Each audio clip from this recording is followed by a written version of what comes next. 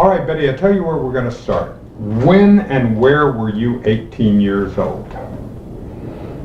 I was 18 years old in Lynn, Massachusetts. What was your family doing and what were you doing? What year was that? Well, I graduated from high school in 1960, so it would have been 1960. And tell me about Betty in 1960. Tell me who you were. This is before the 60s had really begun. We're coming into that. So tell me a little bit about yourself then. Well, I was the product of a very stable family. Dad was a hard-working plumbing and heating contractor, and Mom was a stay-at-home mom until we all got into high school, and then she went back to teaching. But we were very involved in the community. Dad got the highest award that the Rotarians give, the Paul Harris Award. My mother was the superintendent of the Sunday school and the president of the PTA. So my sister and my brother and myself, we were leaders as well in our classes and in our groups. And were you the third born? I was the second. The second born. Yes. And were you energetic? Did you start reading early? Did you start who is this little girl? Tell me about her growing up. Okay, I was not the student. My sister was the student and the reader and the studier. I was the athlete.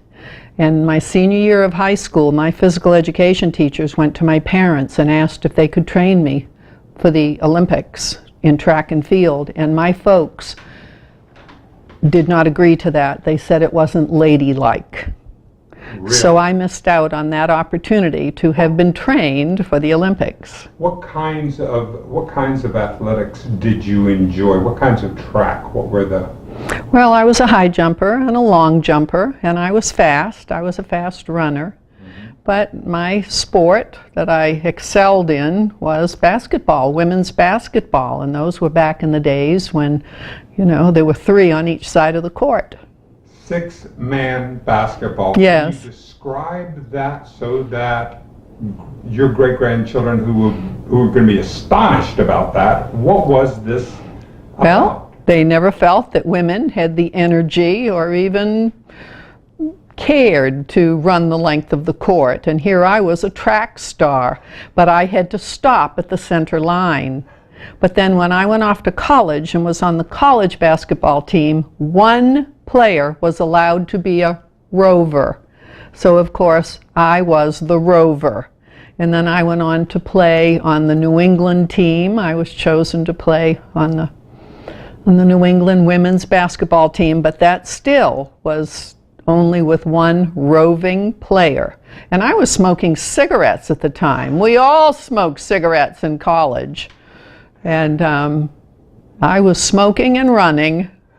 That is amazing. Now, so did you know what you wanted to do at 18? Did you have a sense of what was the... I wanted to go on and be a physical education teacher. And I was good in science, and my minor was kinesiology, and I taught science classes. When I graduated from college, I went on to New York, and because those were the highest paying jobs that were offered to graduating seniors in my field of science and physical education. But those were the days we had police patrols in the corridors, and those were the days when the girls had all the teased hair with their switchblades in their hair. And I was a virgin. I got out of college a virgin, and all of the little black girls and Puerto Rican girls, who were primarily those that I taught, they would come to me and talk about their early pregnancies, and I really didn't know how to handle it. So after 2 years of teaching in New York, I saw that unsinkable Molly Brown movie, Head West, Young Girl, Head West. So I convinced my college roommate, who was an occupational therapist, to climb aboard, and I was a snow skier. So we headed to Colorado. Just straight out? Did you You bet. Put it in the car and said, forget about it, we're going. What did your parents think about this? How did they sit there and just say, okay, Betty? Well, they expected something adventurous from me. My sister and my brother followed all the rules, and I was the wild one. And so Dad made sure my car had brand new tires. And I'll never forget them standing at the end of the driveway, waving with tears in all four of their eyes. And I took off for Colorado. I had to go to New Jersey from Boston to pick up my college roommate, and we headed west. What year was this? 65. So this is right... Excuse me, 67. 67. Mm-hmm. Oh my goodness, this is before the Summer of Love in 69. This is right when... Did you have an idea? Were you politically aware at that time? Did you have a sense of what was going on in the country? No, not at all. Of course, I was in college when, when the president was shot and killed. And that had, yes, in 63, and that was impacting on all of us. But to ask if I was political or politically involved, no. I registered and I voted as a good Republican because my folks did. But no, I was not involved politically. Were you a reader at all? Did you have, or were you more of a doer? I was a doer. I was not a reader or a studier. Didn't have any trouble getting through school, but I didn't take the joy in books that my sister and my brother did. I was out hanging from trees and climbing cliffs. And so do you think that had there been Title IX, that you would have gotten a scholarship to school, that you would have done that and gone into that had they supported women's sports more? Would I have gotten a scholarship to go to college? I was in the top 10% of my class, but certainly not one of the academic stars. No, I'm talking about an athletic scholarship to be able to... Oh, had it been... Yeah. Oh, yes. Yeah. Yes, if it had been a different era, a different age. Yeah. Yes, I was a talent. Mm-hmm. And that's where that physicality came in. So you're driving across, so what was that experience driving across the country? This is your first time to visit and seeing the planes and going there. Tell me about that experience and what you were... I'm all about destinations. I just wanted to get where I'm going. Couldn't have driven faster. Wanted to get where I was going. And the first night that we landed in Denver, Colorado, we had some Mexican food, our first chance to ever taste Mexican food. And that night I met the man that I was going to marry. We stayed at the Holiday Inn, we went to the bar, and the man who owned all of the commercial property at the base of Crested Butte Mountain, and he owned the largest ski lodge there, he hired me before the end of the evening to promote Ski Crest Lodge and the whole ski area at all the ski shows all across the United States. Within 10 days, and I was able to take my roommate with me as my secretary, and we headed off to all the ski shows, promoting an area that I had never seen or skied. But I did such a hell of a job for him and for the area, he kept me for 41 years, is the way the story goes.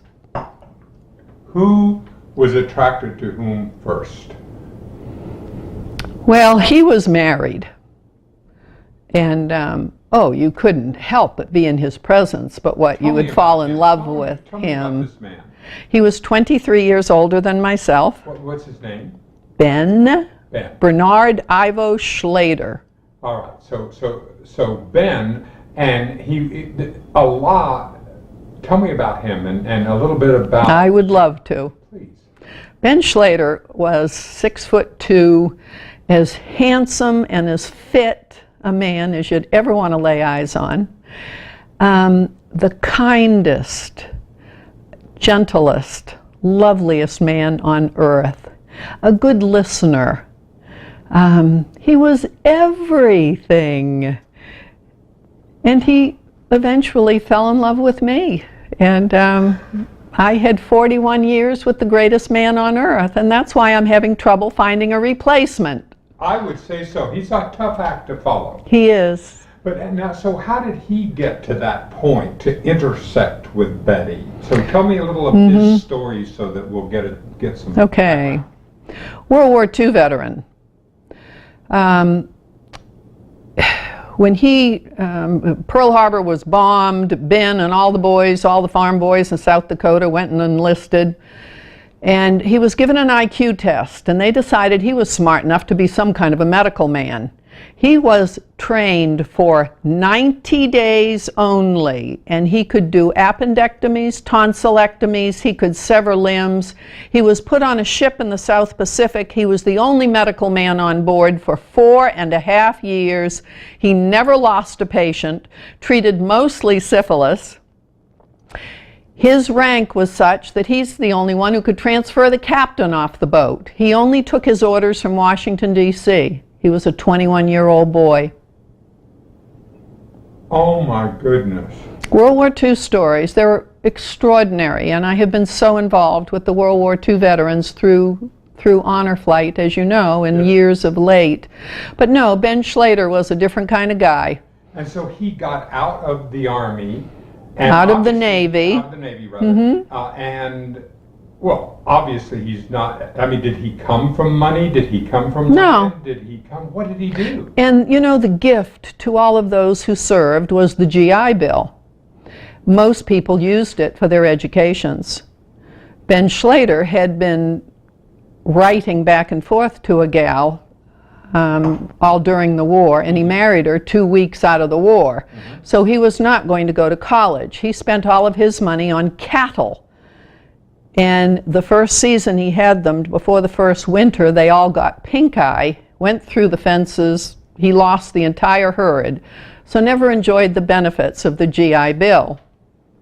He worked for the post office, but he had that entrepreneurial mind and spirit. One little investment after another little investment, and then went into business and real estate with his brother in California, and one thing led to another, to another, to another. One of his bigger deals, 10 years out of the service, was to invest in Crested Butte, Colorado. He did. He saw the potential? Yes. It was a ski area that in a little mining town. The price was right. Some of it, I think, was on a trade, on another deal, and you know how business people put deals together. He ended up with Crested Butte.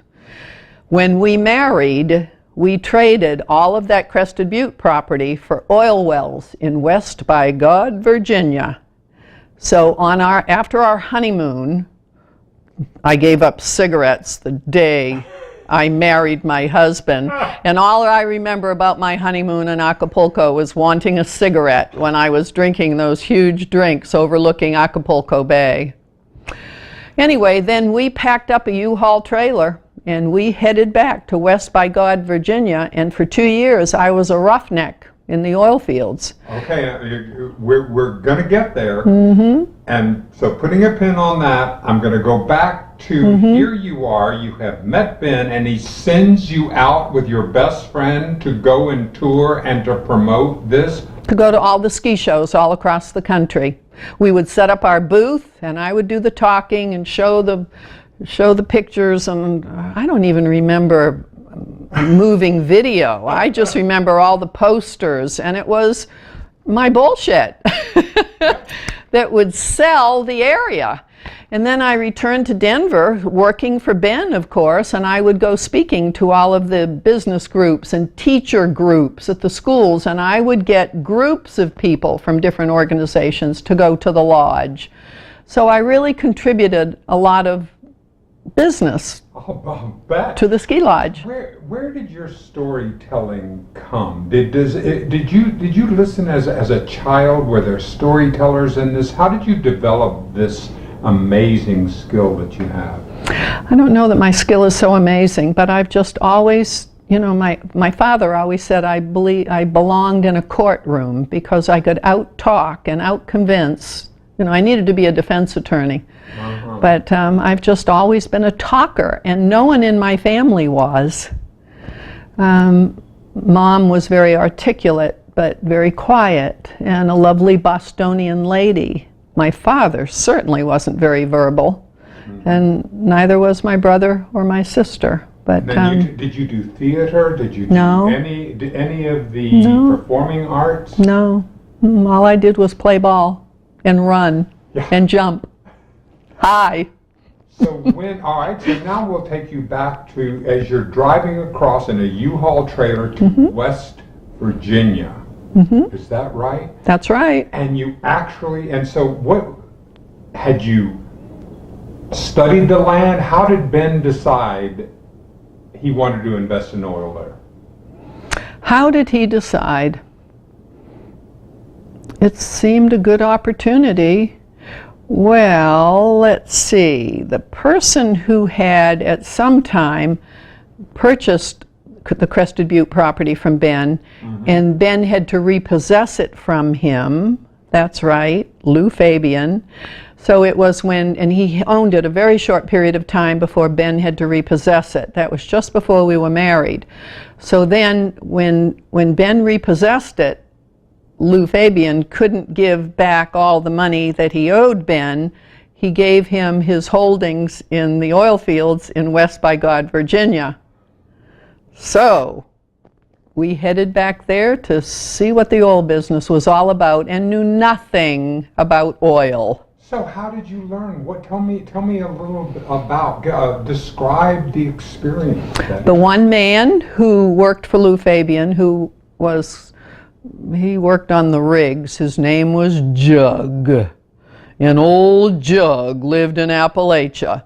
An old Jug had been in the oil fields many, many years. We learned everything we needed to know from Jug.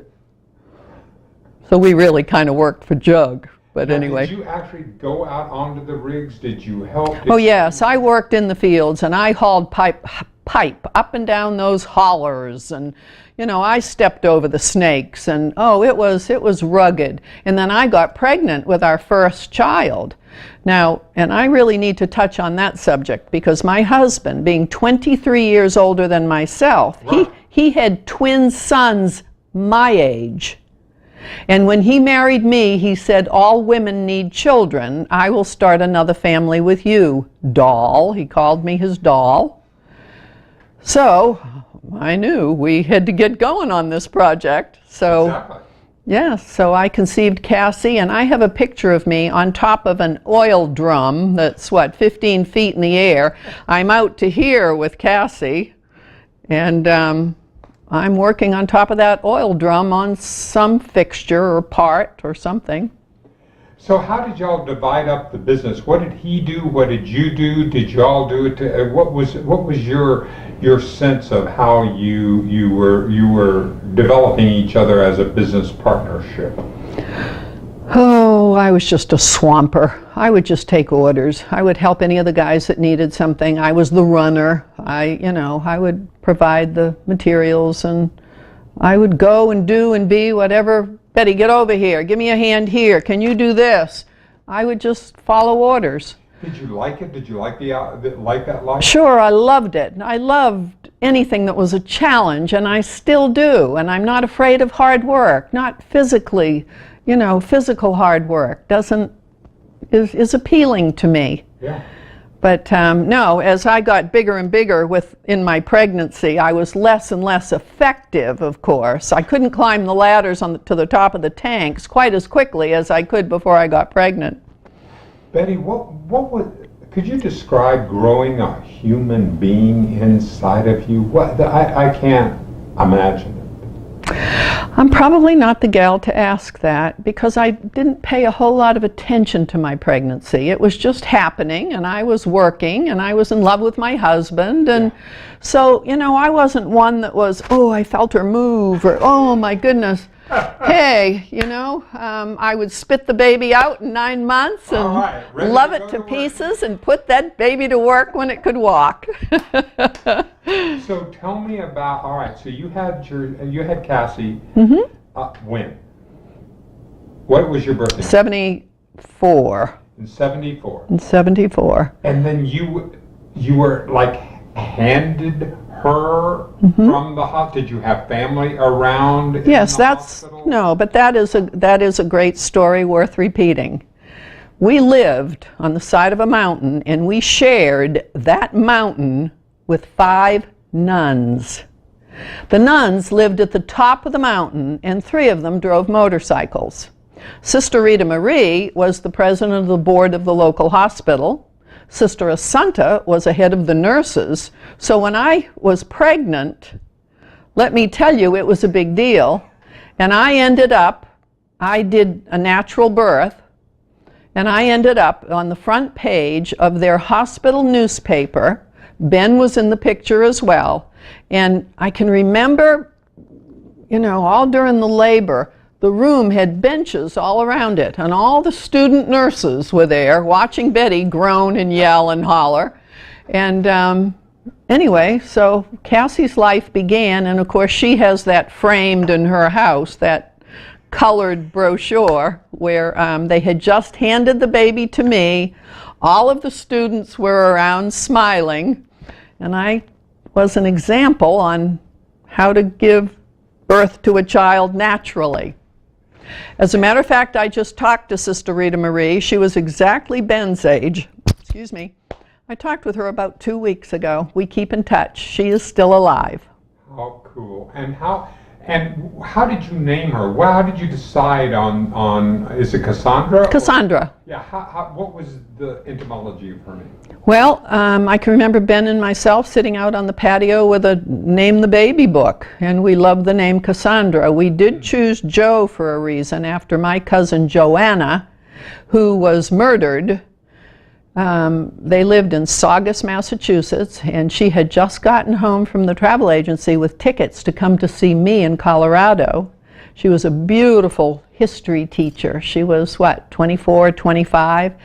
And somebody was visiting their grandparents down their country road and took one of Grandpa's guns. They had seen Joey we called her, hanging clothes on the line one day. Gorgeous, gorgeous gal. And he had mental issues and was being treated for them and was staying with the grandparents for a period of time. And we assume he went in with the hope of raping her, and panicked and had the gun and shot her. So Cassandra Joe, our daughter's name, was chosen for that reason. Wow. And tell me about her as a little girl. Was she curious? Was there a personality there from the get-go that you went? Cassie? Yeah. Cassie was not the outgoing little girl. She was quiet and always wanted to play teacher and play school, and Ben and I used to just yawn when, come on, Mommy and Daddy, will you come sit at my desk and I will teach you something. Cassie was always in a hurry. She was much the same as was I. Cassie graduated from high school a year early. She did Texas Tech University in 3 years and then went on to study physical therapy. She's a physical therapist today. But Cassie was not our social child. She was a tremendous athlete, but she just loved being by herself and with herself. She was her own best friend. More of an introvert. Yes, definitely. Definitely more like her father. More like her father. And then our boy came along once we sold the oil wells after 2 years and headed to Colorado. Max was born in Colorado. So now, what year was that? 76. 76. So now, here, how did Cassie take to having a little brother? They were never close. Because very often the first child goes, wait a minute. Mm-hmm. Yeah, there was always a competition between them that just wasn't fun or pleasant. And Max was so popular, and we lived on a country road with lots of little boys. So Cassie was always by herself, or an annoyance to the little boys. Yeah, exactly. Yes, but Max was always the hero in everybody's circle. So. Why you were going back to Colorado to do the skiing, to take that again? What was your decision to get out of the oil business? Was it just as much as you wanted? What was the impetus? No, somebody simply wanted them more than we did, wanted those leases more than we did, and offered us more than we could have refused. But we knew that we didn't want the kids going to public schools in West Virginia. The schools district and the headlines in the newspapers convinced us on the day we arrived that we probably wouldn't stay long. Right. They were like, 42nd in order in the United States for good schools. So you go back to Colorado. What happens next? Okay, we really wanted back into oil, and we decided rather than go to the eastern slope, which is where we had been. Ben had his business on the eastern slope when he hired me in Denver, Colorado, and I was working in Littleton, Colorado. For a period of time, Ben and I didn't marry right away. There were several years there before we got married, and I was working in a Parks and Recreation district, running the largest ski program in the state of Colorado, Littleton, Colorado, Parks and Recreation. I was one of the recreation superintendents, and I did the ski program, and I started a club for senior citizens, and I spent 5 years in the Parks and Recreation business. Then, okay, we married, we've talked about West Virginia. Somebody wanted those properties more than we did. We decided to return to Colorado, but go to the western slope and get into oil shale. Yes. Couldn't do it. Wow. Couldn't do it. We weren't financially, our pockets weren't deep enough to get into oil shale. Exactly. So we started staking gold and silver claims all across the Rocky Mountains, and Ben would do, now by then I had 2 children, we had 2 children, and Ben did all the necessary investigative work in the local, in the town halls, or to find out what leases were available, the gold and silver leases. And we had a small home adjacent to the main home on the Colorado River that we had bought, and so we had a live-in babysitter there. So we would leave the children with our wonderful babysitter, and Ben and I would stake gold and silver claims day after day after day. He would secure 2 4x4s on my back. I would strap 2 4x4s on his back, and we would start hiking and staking claims. What does it take to stake a claim? Just driving that stake into the ground once we measured, and I can't be too specific, but Ben would do all the measuring, but in the snow it was tough work. Sure. We sold all of our silver to the Hunt brothers, and that led us to buy we bought a gold mine, we bought a uranium mine. I'll never forget Ben buying a D8 Caterpillar tractor and cutting all the roads into this uranium mine that had not been operable for close to 10 years. We reopened it and started mining uranium. And I'll never forget, my folks came to visit, and they were horrified with so many of our different ventures. And I'll never forget my mother, who was this Bostonian lady, Ben, who was the epitome of, a Southern gentleman, but he wasn't Southern. He said, "Now, Ruth, the ceiling of the uranium mine is going to be filled with bats, and bats defecate through their mouths." So he handed her a piece of newspaper, to kind of hold over her head, because he says, what will be falling on your head will be feces from bats defecating through their mouths. But anyway, we didn't keep that property long, and we sold the uranium mine to someone who to this day will never forgive us for selling it to him, because shortly after we sold it, the Colorado National Monument reached out and took in all that land, and to this day he will believe that we knew it was going to be taken, and we did not. We had no way of knowing. We were just glad to get rid of the uranium mine. But when oil gets in a man's blood, it's there to stay. And when we sold the uranium mine, Ben wanted back into oil and started investigating in Kansas, Oklahoma, Texas. But before we could make a decision on that, we decided to get into the gravel deposit business. And we bought a huge gravel deposit on the banks of the Colorado River. And we sunk all of our money into rock crushing machines and trucks and all the equipment. And then within less than a year, we were shut down by the government because the humpback suckers were spawning in that area of the river. And the humpback sucker was then, and continues to be today, an endangered species. Now, what year was this? Because Nixon 78. started the EPA in 1962, so this was the EPA is what Yes. we're talking about. Yes. This particular. So Yes. when this was shut down, your process is shut down. You sunk all your money into it. What was that conversation like? And that must What have are you gonna been do? 1978-ish, I would guess.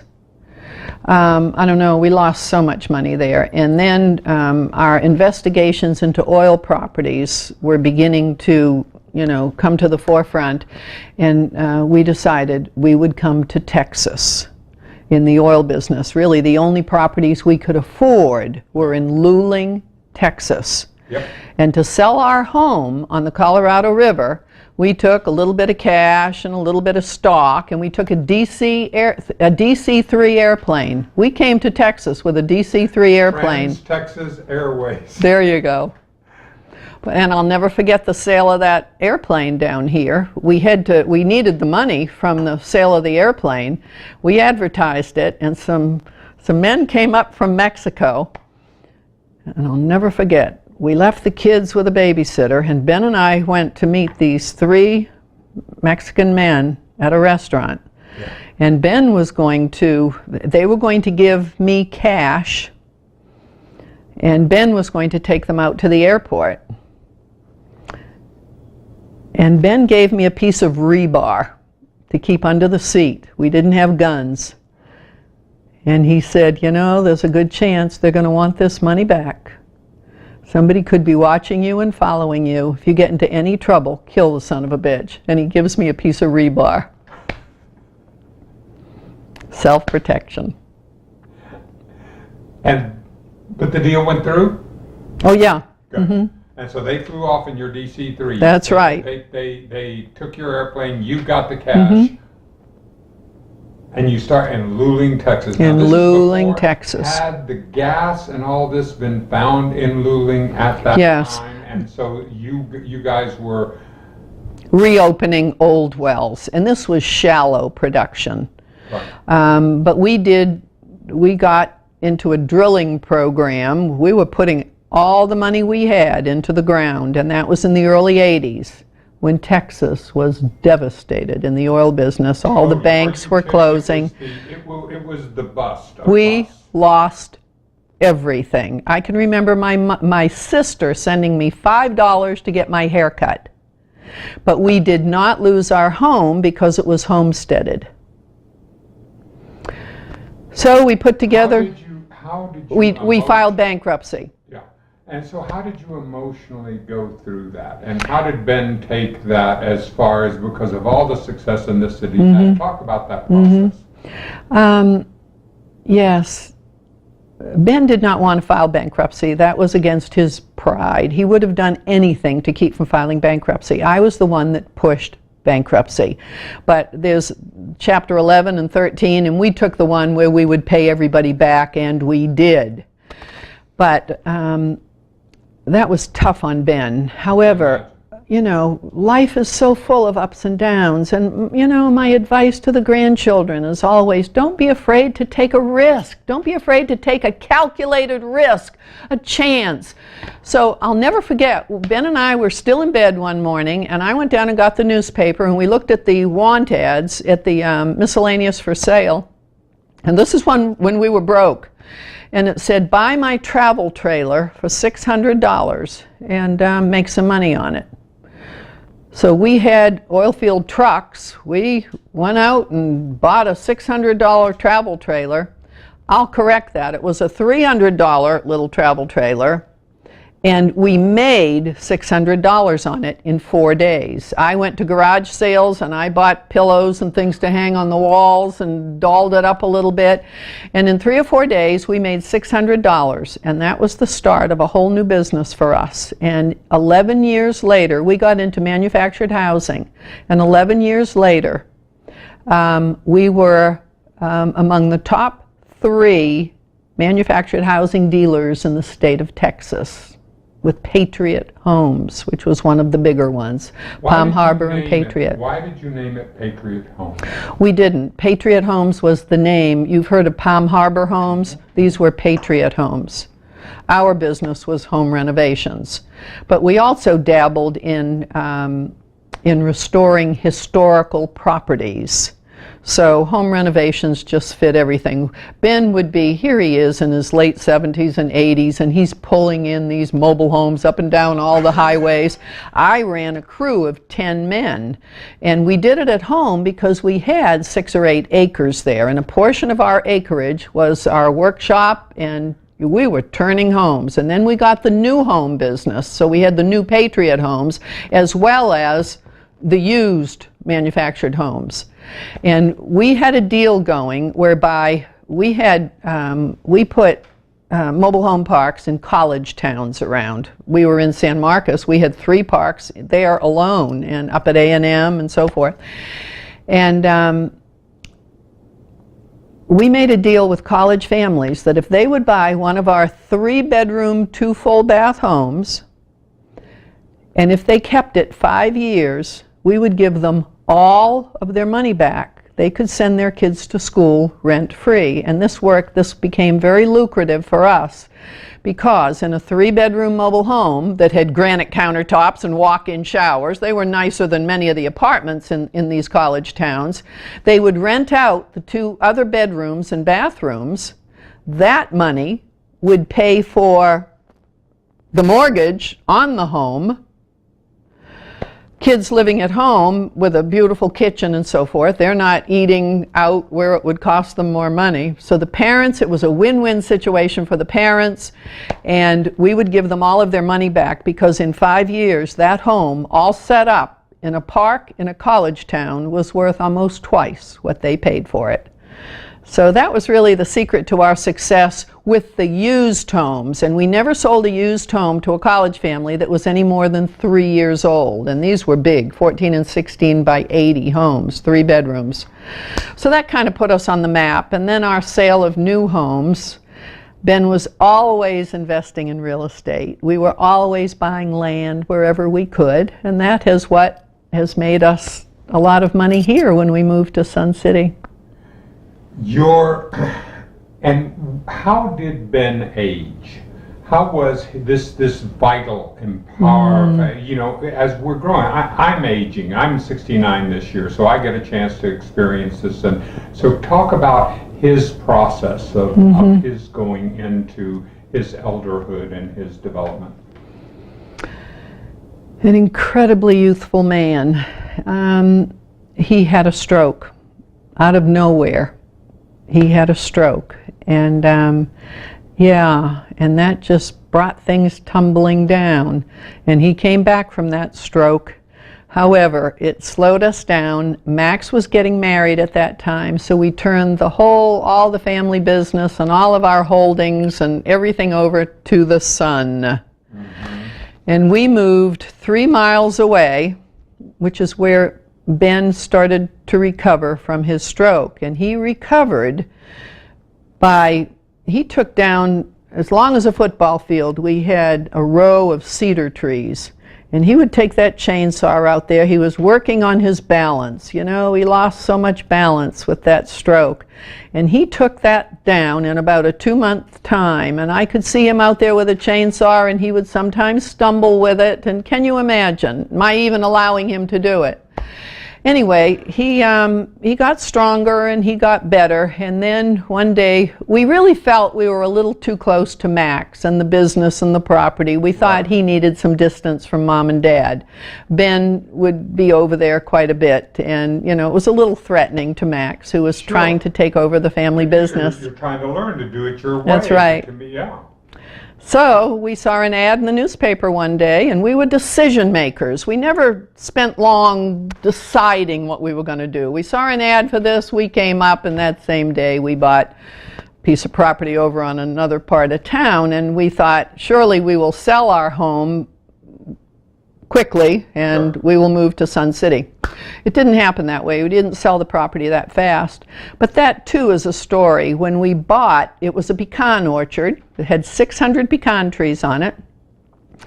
And it had an old house on it, which when we had the property appraised, they told us the house had no value and that we should tear it down. We saw structural significance in that home, and we had it picked up and moved back into the orchard. And we hired the guy who was president of the Native Plant Society in Texas to put in all these wonderful gardens, and we built a guest home and a big barn and office, and we did a lot to that property. And in a little over 2 years, when we put it up for sale, it was featured in the Country Living magazine, the house that was supposed to be destroyed. Wow. But you know, that was about the year 2000, when Y2K was staring at all of us. Yes. And Ben Schleder, being a member of the greatest generation, always said, we don't know if this is going to last 1 hour, 1 day, 1 month, or 10 years. I will not be ever at the mercy of the Red Cross. And he said, our town only has 1,000 people in it. We were living in the little river community of Martindale, which is just to the east of San Marcos. I know it. I've gotten a ticket there. So yes, everybody gets tickets there. So Ben Schleder, a year and a half before the year 2000 was going to happen, he started making plans to take care of the town of 1,000 people should they need help. So we put in chicken coops, and we planted fruit trees, and we built outhouses, and we bought the biggest generator we could buy and put it in we built the building around the generator. And Y2K never happened. But do you know, 60 days ago, this is the end of July, that home sold again as a bed and breakfast. And sold for 10 times what we sold it for, but we needed to move on. Did you decided to leave Martindale and come here? No, we moved to the little town of Reedville. When Max bought all the family home, we moved 2 or 3 miles away, just 2 or 3 miles, to this house that was supposed to be destroyed and the pecan orchard. We were there for just about 2 years. Then moved to Sun City. So tell me about Max as a business person and as the emergence of him and how he was learning to be. Tell me about him. Max played basketball for Texas A&M University. He went on as a walk-on. He is the only walk-on that was ever given a full scholarship at Texas A&M in basketball. And it was all because of his work ethic. Max Schleder was not the greatest player. He was tall, he was 6'2" or 3", but that's not real tall on a basketball team. But he inspired the whole team when it came to his work ethic. And they gave him a full scholarship the next year because he inspired the team to work hard, play hard, and win. But they didn't win too much. Yeah. Anyway. How do we develop work ethic in ourselves? I can answer that question. You set a good example. Because I was never made to work as a child, and my folks were such hard workers, and I would complain if I had to wipe the dishes or make my bed.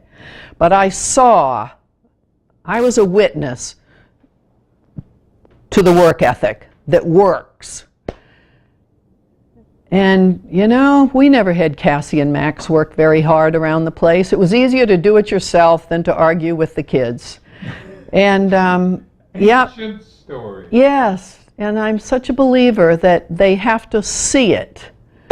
And they lived with 2 of the hardest working parents, but boy, could we party. And with my physical education and recreation background, I could put on parties like no one else in the town could. And the school district had me as their storyteller, and I would have all the class parties out at our house. And we could play, but we could work. How did you get into civic involvement? Because you, and obviously you're working with the schools, you're volunteering, talk about that evolution. I think my mother set the example for that, and my dad. He was the president of the Rotary, and Mom superintendent of the Sunday school, and the president of the PTA, and I think I mentioned this all earlier. But they were leaders in the community, and it was the right thing to do. Mm-hmm. And so, of course, and I had the ability and I could do the talking, and so people would come to me to participate in different, events and serve on committees, and I was very active in the children's schools always, and it just comes about. So you would put on the pageants, the different events that the schools, and so did you get involved? Mm-hmm. Did you think about going into politics? Never. No, never. No, and even now I'm encouraged to, and my life is hugely political now, but I'm the worker. I'm the one that helps get the good judges into office, and our state senator and our county commissioners, and I'm very proud of what I can do with what I do. Yeah. And I set an example, and I get people elected. So let's go back to moving to Sun City. Mm-hmm. And why here? What made y'all think about? Okay, because Bennett had that stroke and he was somewhat limited. He was driving the pickup truck, but I knew he wouldn't be driving much longer. Mm-hmm. Remember, he was 23 years older than I was, so when we moved up here, he was early, mid-80s. And this is a golf cart community. Mm-hmm. And Ben could drive a golf cart, and he could go to the fitness center, and we kept working because we invested a lot of money in properties in Florence, and I'd love to tell you about a piece of property we bought out here on 195. That's an interesting story. But Ben would be, I have a golf cart business, and I buy most of the old golf carts here in Sun City, and it's really quite a going, blowing business. Yeah. And we used to work on them over there and clean them, and Ben would help with them. And he had 2 falls and broke both hips at different times. Well, one time he was mowing the lawn on some of our rental property, and he got off to pee, and he fell and hit a rock and broke his other hip. But I'll never forget his being in a rehab facility, and the nurses who knew him from his first hip break said, "Ben, are you ready to give it all to give it all up? Are you tired of, he would get so depressed about not being able to get up and go to work in the morning." And he said, "No, I will never throw in the rag. I never want to leave my doll." And I was his doll. And I'll never forget those words. Yep. I was loved. So let's tell that story about 195 and finding that property on 195. Okay, so there were 2 acres for sale over on just off of 195 on Bonnet Lane, very close to the back entrance of Sun City. And it was a junkyard of enormous proportions. And a little further down was another property for sale, and of course nobody would buy it because although that property was quite lovely and had a pond on it, nobody wanted the close proximity to the junkyard. So Ben and I decided we would take on that project. We would buy the junkyard, and we would buy that beautiful property next to it, and the price was right.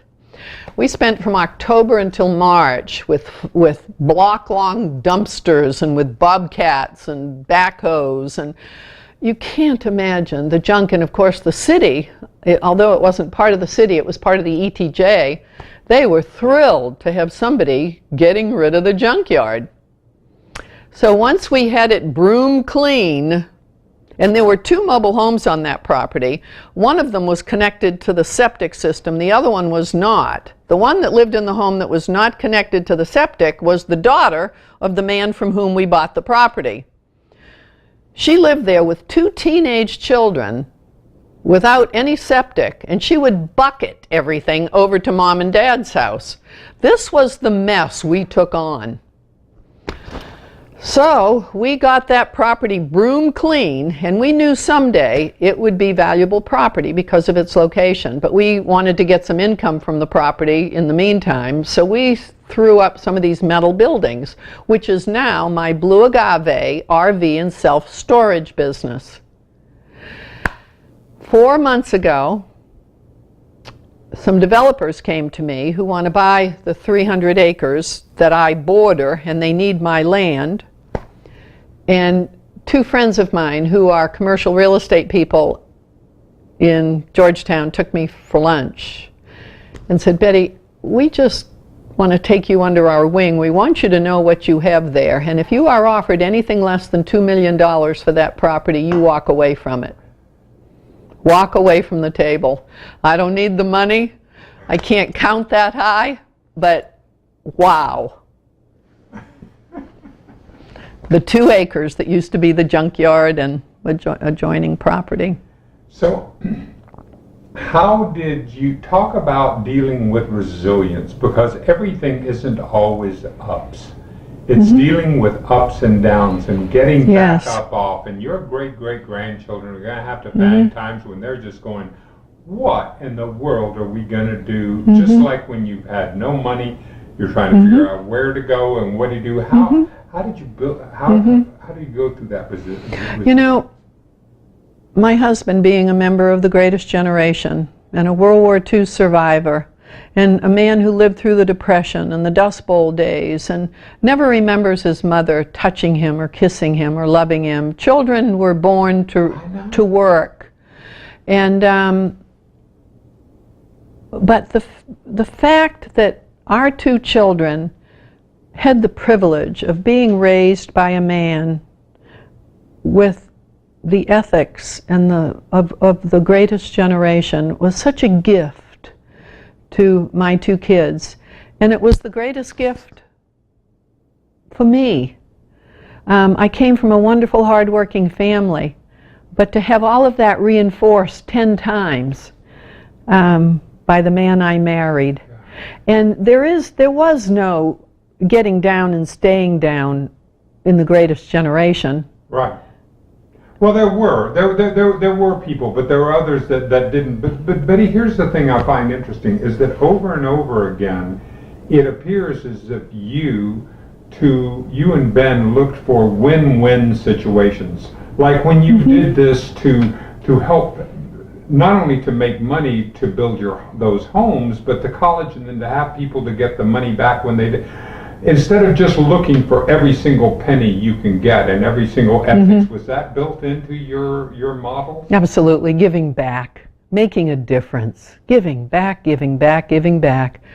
What comes around goes around, and we have been so blessed in our life, but we have given back, and part of who we are. Part of what you've been doing lately is that you've been working with, was it the Wounded Warriors Project or was it the veterans? Remind me of that. Or what it is. I was an honorary board member for Honor Flight for 3 years, and I raised $160,000 to take all 70 of the World War II guys here in Sun City back to see their memorial in Washington, D.C.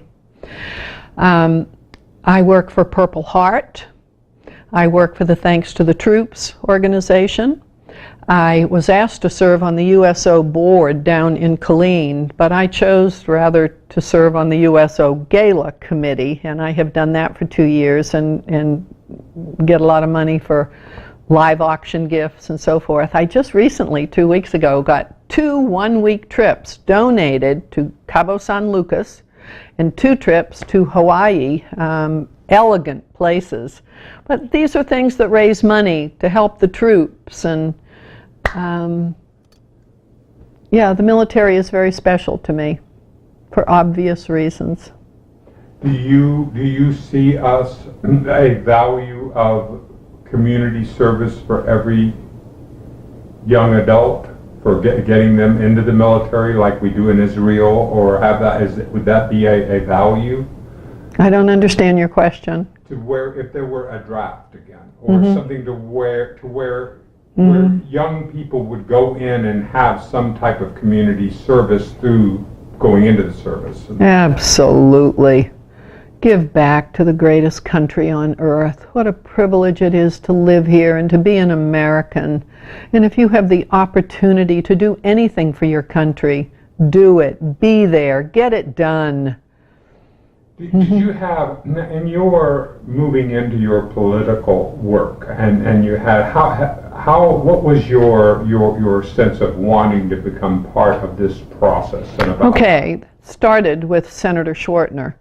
He was a young orthopedic surgeon. He was new to this town of Georgetown, and he wanted to run for the House of Representatives. I had been using my chainsaw, and I had it in the garage, and I ran after the phone. I tripped over the chainsaw, and I broke my kneecap in half. They had to screw it together. But that put me on Dr. Schwartner's table, and he said to me at one of my visits, he says, "Betty, you live in Sun City, don't you?" "Yes, I do, Dr. Schwartner." He said, "I'm thinking of running for the House of Representatives." He said, "If you wanted to infiltrate that community, how would you do it? How could I get the word out?" Because he was running against Milton Reister, who was very well known and would have ordinarily been an easy win. I said, "I don't have a clue, Dr. Schwartner, but give me the weekend and I'll call you back on Monday." I called him back on Monday. I'm not sure he remembered who I was. And I said, "You asked me how to win in Sun City." I said, "There are 53 neighborhoods. You need to have a meet and greet in every single neighborhood, and I will make it happen." And long story short, he now is, without question, the most influential and most extraordinary state senator we have in this state. And what did you see in him as a human being? I'll tell you, but I want to finish when at the end of all of this, and he won the Senate, I have a letter from him that says, "Betty Schleder, without you, I would be nowhere." And for such a great and good man, that is a treasure that I own. But so I did that, and he had, golly, for 3 months, he had 2 and 3 meet and greets a night, and I was taking him to this one and this one and this one, and oh my Lord. And he wasn't a good speaker at the time, and now he is so eloquent, but I helped him through that a little bit too. And anyway, yeah, we would go from 4 to 5, 5 to 6, 6 to 7 for 2 or 3 months. We were just doing nothing but meet and greets, and he had a resounding victory. Everybody saw that Dr. Schwartner was an honorable man. He was as good through and through as anybody in whose presence you have been. And people recognized that, and he was so intelligent, and he wanted the position for all the right reasons. And now the way they talk about him in our Senate is just, he's there to help everybody, doesn't need a lot of recognition, is responsible for getting more bills through than anybody else in the Senate, makes it happen. And he chairs 3 committees, and I mean, they turn to Charles Schwartner, and he still runs his orthopedic business, although they're in special session again now. But it was because of the success I had with Charles Schwartner's initial campaign that other people would come to me and say, "Gee whiz, I'm thinking of running for this or this or this or this. Betty, how could you help?" But are they willing to do the work? You see, that going to one after another, one meeting after another, and scheduling all that's the work. Well, I don't set up meet and greets anymore. What I do now for candidates, I put out what we call the grandma letter. And this grandma letter started with Marcia Farney when she was running for the State Board of Education. And she always called us her grandmas, all the women I would gather together to work. So I decided I would choose 12 of the most influential women that I knew enjoyed a good reputation. They didn't have to be hard workers. They had to have a good reputation and be influential. I put together 12 women on that grandma list, and that grandma letter that I wrote said, we have spent a lot of time researching all of the candidates, and for these reasons we have chosen all the candidates below. I had 42 women the first year, driving golf carts and going to every neighborhood and putting the grandma letter under every doormat in Sun City. 8,000 homes. Now, because we all have silver hair and we're obviously old and Sun Cityans, we can cut right across the lawns. We don't have to go up and down the driveways. If we had to go up and down the driveways, we would never get the job done. Everybody walks out their front door to go to their mailbox. They have to pick that letter up. They have to touch it. And if it captures their imaginations, or if they're intrigued with it at all, they'll walk in and they'll at least read the first few lines. And we have it so designed that it attracts attention. If you're on a grandma letter, you're going to take Sun City. And if you're in Williamson County and you take Sun City because we all vote, you win the election. There's not a candidate that runs that isn't told about Betty Schleder and her grandmas. If you want to win, you got to go talk to Betty. So if somebody's approaching Betty, what do you look for in the candidate? You know, it's not as much what I look for, it's their reputation. And I know so many people. And if someone comes and says they're running for County Court at Law number 1, I want to know what all those other judges think about this person. And I know every one of the judges, and they know, and we think a lot of each other. If you're running for county commissioner, I want to know what all the different committees think of that person. I don't sit as judge and jury on anybody. I really leave that decision up to their peers, and it never fails me. Oh, cool. So what's in your windshield? What interests you? What intrigues you about this time? How old today on here in July? How old are you today? 73. What's in your? Tell me I don't look it. Thank you very much. Look it. You. Boy, I really had to dig for that one. Thank you. Thank you. So you're 73. What is in your windshield? What interests you? What intrigues you? What kinds of vistas are you looking for? I only want another partner and playmate. I want that more than life itself. As busy as I stay, there is so much emptiness in my life because I worked every day of my life with the man I loved.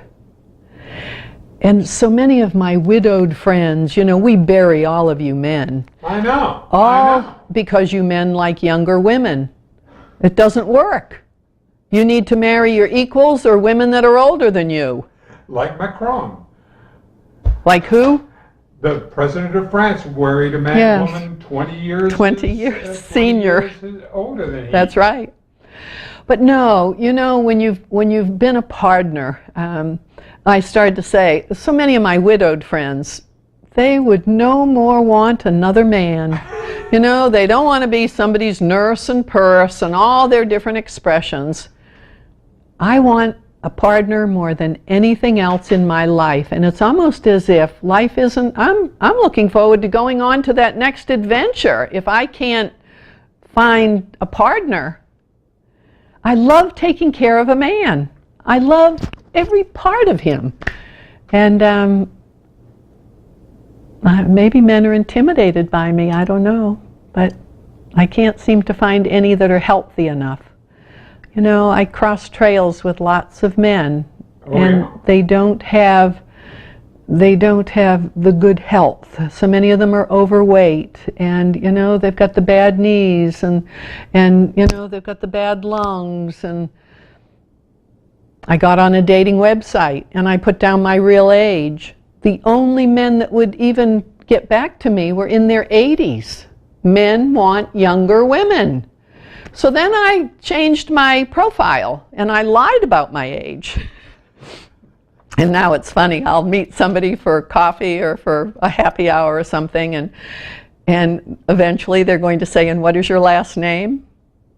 Well, once they get my last name, all they need to do is Google it, and they find out that, you know, all the articles, I jumped out of an airplane with the 100-year-old, you know, everybody talks about my age, Betty, the forever youthful 72-year-old. And they look at me and they wonder what else I've lied about. So it doesn't work either way. But no, I've lost several that I have had lunch or, with that just want a younger, look for the younger gals. And it's amazing. Do you have grandchildren? Yes, I have 3. Talk about that. How has the grandmother experience shaped you? Oh, I'm the grandmother to everybody that has grandchildren in this neighborhood. They all come to my front door. I mean, I'm the fun lady. I'm the physical education teacher. I used to teach elementary physical education. I used to coach the gymnastics team. I coached the cheerleaders. I have a toy room, a toy box. I'm a grandmother to everybody, but my grandkids, of course, are the most special on earth. And my oldest grandson, who is now 14, 2 years ago, I raised the money here in Sun City to take his whole team back to the Hall of Fame, the Baseball Hall of Fame, back east. Where? No. Ohio? Anyway, no. Anyway, we went back there. They were invited back there because my grandson was the pitcher, and he took them to one championship after another, after another, after another. But that was so special to go back to the Baseball Hall of Fame. Both of those grandkids are very, very talented athletically, and they're straight-A students. So they have the genes coming Yes. down and using it. Yes. And then my daughter's little boy is an entirely different structure. He's so technological and so serious, and he takes after his dad, and he's on that screen all the time, and yeah, he's more typical of today's generation, I guess. And so you have an opportunity now to. Are there any projects you're working on, or anything that is besides Senator Schwartner and? Well, he's not running this next session, but yeah, this fall is going to be a humongous political endeavor, because next March there's lots of, there'll be lots of new judges that will be, hoping for positions on the bench in March. And so this fall I will be hard at work helping those I choose to support get into where they're going. Is there anything else that you want to, just for today, because I could talk with you for years, what that you want to share with the future generations about what it is that has meant for you to be you? I think you learn as much through your losses as you do from your successes. I always say the biggest disappointment of my adult life was losing The Survivor, the reality show, losing a spot on that show. I was a finalist for the Survivor show, and it was my son and daughter that said, "Mom, you need to apply. You need to be on the Survivor show." They usually picked an older person. Sure. And I applied, and I made it from one level to the next, to the next, to the next, and finally they sent me plane tickets to go to California for the finals. Sure. And we weren't allowed to talk with any of the contestants. They didn't want us forming alliances in case we were chosen to be on the show. But I knew who I was competing against. There was only one other silver-haired woman there, and I knew she was an elementary school teacher from Florida, and I could outrun her, outswim her. We were running up and down the beaches and up and down all the staircases that led from the Santa Monica streets down to the ocean, and I could outrun her, outswim her. I knew I could outtalk her. I knew I had it. I mean, I just knew I had it. I was eating grubs, which I was told have more protein than a 16-ounce steak. I mean, I was headed to Thailand. Yes. We were sequestered in a hotel room for 2 weeks. It was the longest 2 weeks of my life, and they only let us out of our hotel rooms for emotional intelligence testing, IQ testing, and physical testing, and meals. Talk about wearing a carpet out.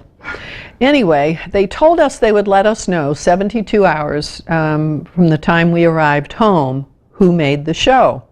Well, that was when I started eating grubs. I knew I was going to Thailand.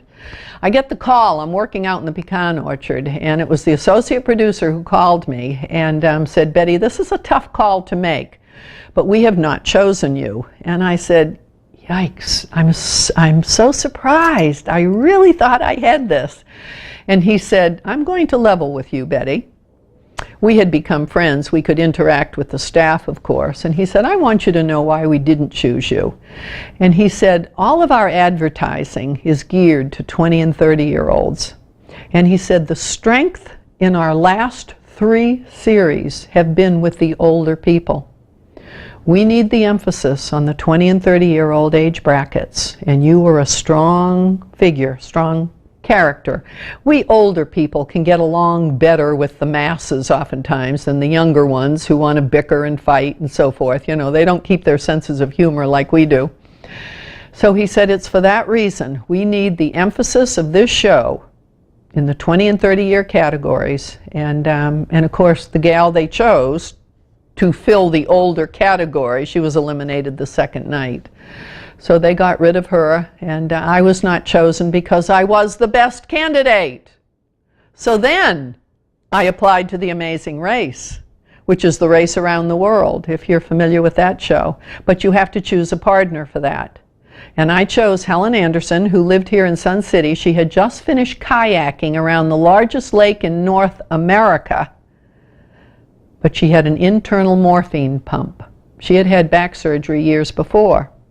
They do it a little bit differently with Amazing Race. They don't send out plane tickets. They keep coming to you.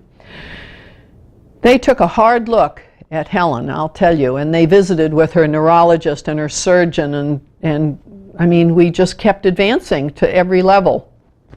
The night before selections were made, they called me and they said, Betty, we're going to take you. We are not going to take Helen. And we will give you 72 hours to find a family member to participate with you. The only family member I could possibly take, because it takes 7 weeks of your life, was my nephew. And he couldn't. He was working at MIT at the time in Boston. He couldn't take 7 weeks off. So I made The Amazing Race but couldn't participate. Are you out of breath?